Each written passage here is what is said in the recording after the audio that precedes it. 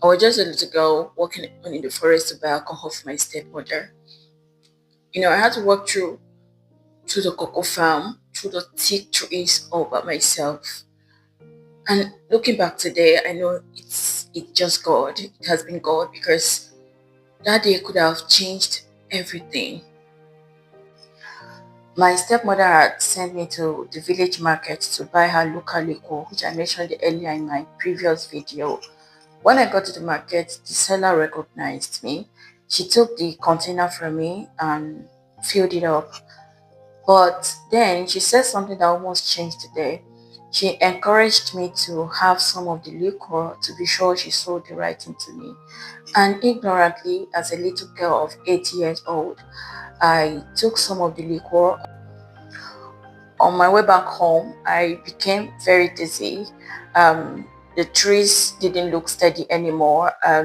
My steps became unbalanced, but I just kept walking. I kept walking, tried to make it back home.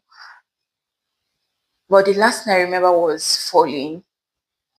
When I woke up, I was already home, and I was told that a farmer found me laying there and he called other farmers, to help.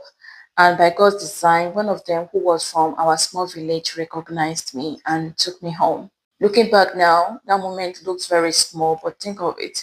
A young girl in the forest, all alone, vulnerable, and help showed up. That was not luck, that was protection. Psalm 23, verse 4 says, "Though I walk through the valley of the shadow of death, I will fear no evil, for thou art with me always."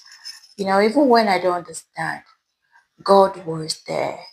He has always been there.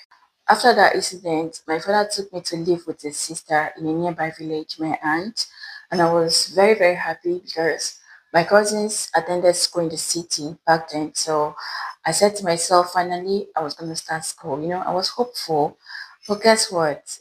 The opposite happened, and that's a story for another day anyway. So after I lived there for like a year, my dad came one day and told me that we're traveling to the village.